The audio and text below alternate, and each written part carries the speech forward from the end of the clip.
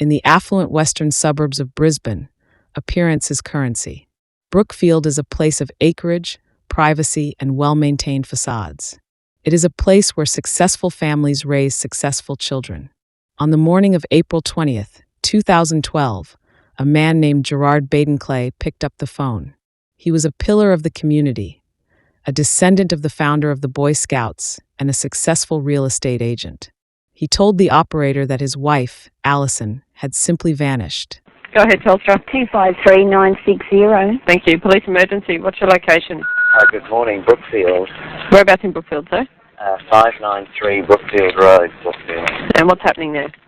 I don't want to be alarmist. I tried the 131 number, but just went on forever. Yep. My wife isn't home. And I don't know where she is. Okay. When did you last see her, sir? Last night when we went to bed, when I went to bed, and I got up this morning and she wasn't there, and that's not unusual. She often goes for a walk in the morning. Yep. I've texted her and called her a number of times. I think she has her phone with her. Yep. And what time does she normally get back when she goes for a walk? This morning she was planning to. She has a seminar in the city, so she was planning to leave by around 7. Okay. And she's not back home yet.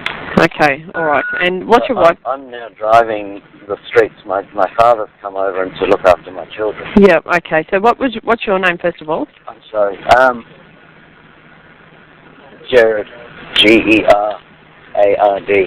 And your last name, Gerard? Baden-Clay, Baden. Yep. -Clay. And what's your wife's name? Allison with 2 L's. And same surname? Same surname. Okay. And how old is Allison?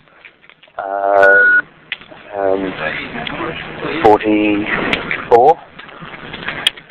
Okay. But when the police arrived at the front door, they didn't look at the grieving husband's tears, because there weren't any. They looked at his face. 3 distinct, jagged lines had been carved into his cheek. He claimed it was a shaving accident. The forensic evidence would tell a different story. It would tell the story of a woman who, in her final terrifying moments, did not go quietly. She left a map to her killer, written in blood, under her fingernails. This is not just a story of a murder.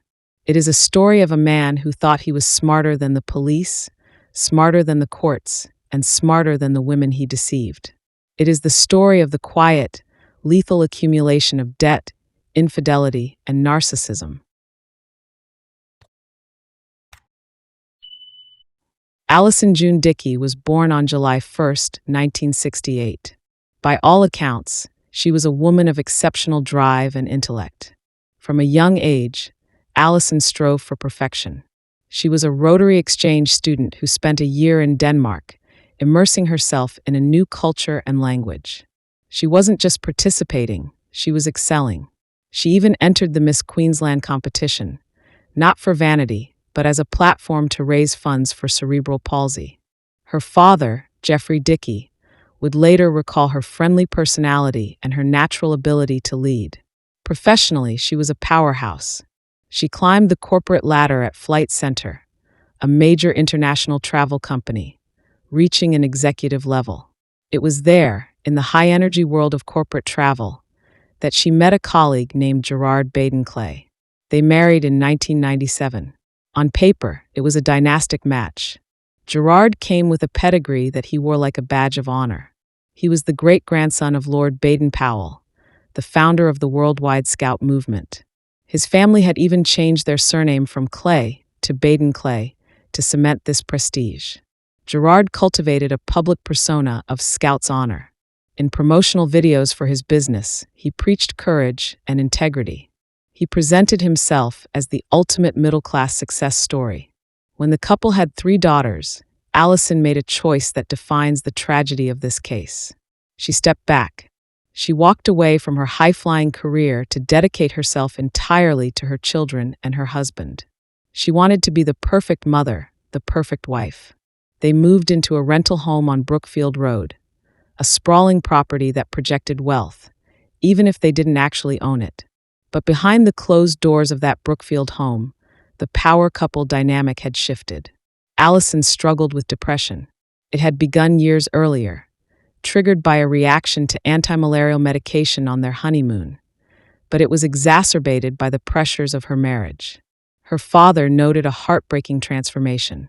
He said Allison had been reduced from a happy, capable executive to a woman constantly trying to measure up to Gerard's expectations.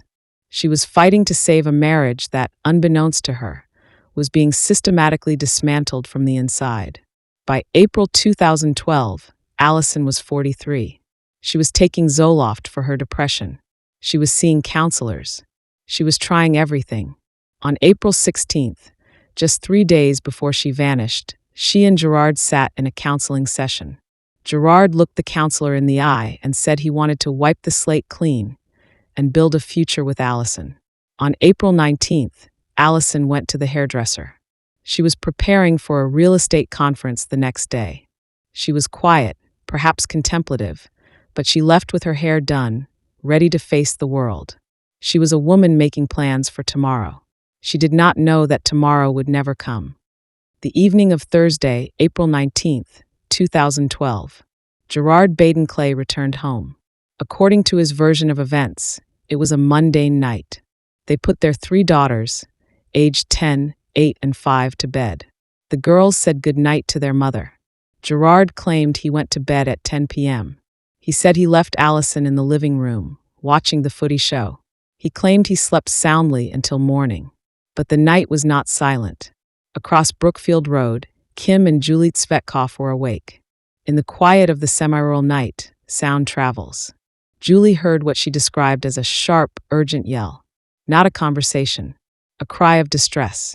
Further away, another neighbor, Fiona White, heard a sound that chilled her blood. She described 2 high-pitched screams. She told the court it sounded like someone falling off a cliff. Inside the house, technology was silently witnessing the truth. At 1:48 a.m., a time when Gerard insisted he was fast asleep, his mobile phone was plugged into its charger. This required human intervention. Someone was awake. Someone was moving through the house in the dead of night. The prosecution would later allege that by this time, Allison was already dead. They believed her body was loaded into the back of the family's silver Holden Captiva, a car they had owned for only 2 months. The destination was the Colo Creek Bridge, 14 kilometers away. A resident near the bridge heard a car stop. Then the heavy, dull thud of something hitting the ground, like a sandbag. Then a car door slamming and the vehicle speeding away. Friday, April 20th, 6 a.m. Gerard claimed he woke up to find Allison gone. He said he assumed she was on a walk, but his actions over the next hour were frantic, yet calculated. He called his parents. He texted Allison. And then, at 7:15 a.m., he called the police. Constable Cameron Simmons was one of the first on the scene. He expected a frantic husband. Instead, he found Gerard dressed for the day, composed and dry-eyed. But Simmons couldn't take his eyes off Gerard's face. Fresh, raw abrasions ran down his right cheek.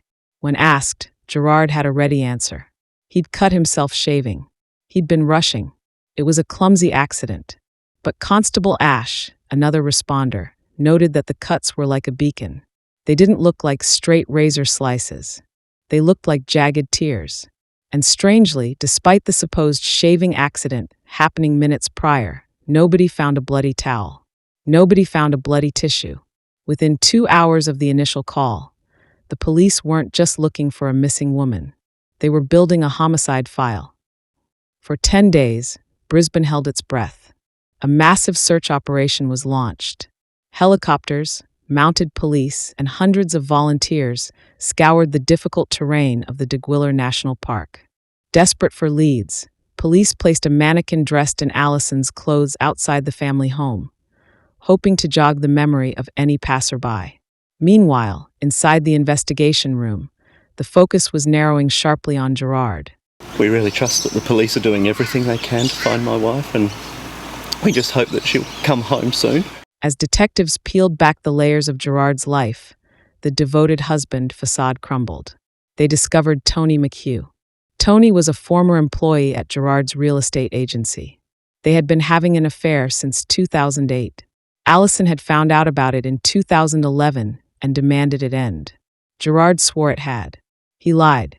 Not only was the affair active, but the pressure was boiling over. Detectives found emails Gerard had sent to Tony using the alias Bruce Overland. In one email sent just weeks before the murder, he wrote, "I have given you a commitment and I intend to stick to it. I will be separated by July 1st. The timeline was tightening like a noose. On April 20th, the very morning Allison was reported missing, she and Tony McHugh were both scheduled to attend the same real estate conference. The two worlds Gerard had desperately kept separate were about to collide. And then there was the money. Gerard's business was hemorrhaging cash. He owed nearly $300,000 to friends and family. He had begged a local politician for a $400,000 loan and been refused. He was facing bankruptcy. But Allison? Allison was insured. Her death would trigger payouts totaling more than $800,000. In fact, the day after reporting her missing, before a body was even found, Gerard called the insurance company to ask about the claim process. April 30th, 10 days after the disappearance, a kayaker, Professor Darrell Joyce, was paddling along Colo Creek. He saw a shape in the mud under the bridge. It was Allison. Her body was badly decomposed, subjected to the elements and the water. But the location of the body would provide the most damning evidence of all. Forensic botanist Dr. Gordon Guymer examined the leaves found in Allison's hair and on her clothes. He identified 6 distinct plant species. 4 of those species did not grow at Colo Creek, but all 6 grew in the garden of the Baden-Clay home in Brookfield. Allison hadn't gone for a walk and fallen into the creek. She had been dragged through her own garden, bringing the leaves with her, before being dumped 14 kilometers away. Then came the car. In the back of the Captiva, forensic experts found a bloodstain. DNA analysis confirmed it was Allison's. Gerard had no explanation for how his wife's blood got into the back of a car they had only owned for 8 weeks. And finally, the shaving cut. Police seized the razor Gerard claimed to have used that morning. If he had gouged his face deeply enough to leave those marks, the blade should have been covered in microscopic blood and DNA. The lab results came back. The razor was clean. The shaving story was a lie. On June 13, 2012, the police had seen enough. Gerard Baden-Clay was arrested and charged with murder. The trial began in June 2014. It was a spectacle. The prosecution's case was circumstantial. There was no weapon, no witness to the murder, and the cause of death was undetermined due to decomposition. But the circumstantial case was a fortress. Experts testified about the scratches. Dr. Margaret Stark told the jury they were typical of fingernail scratches, the desperate defense of a woman fighting for her life. Then, Gerard made a fatal strategic error. He took the stand. In a move that surprised legal experts, Gerard decided to testify. He was charming, arrogant, and slippery. He admitted to the affair but claimed he never loved Tony McHugh, dismissing her as a bit on the side to mere placation. He stuck rigidly to his story. He slept through the night. He didn't kill her. He wasn't there. This rigidity would be his undoing. By denying any involvement, he backed himself into a corner.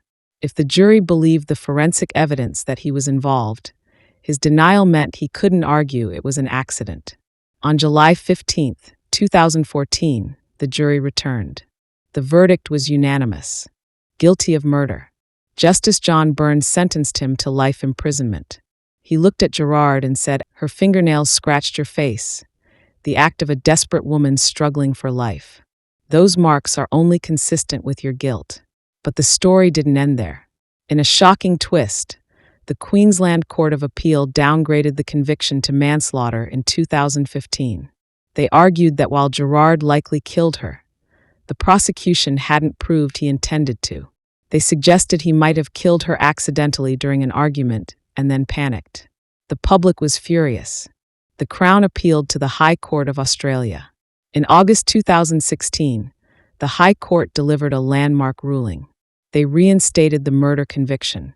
The High Court ruled that because Gerard had lied on the stand and claimed he wasn't there at all, The court was not obligated to invent accidental scenarios for him. His calculated coldness after the fact, the disposal of the body, the insurance calls, the lies, pointed to a man who acted with intent.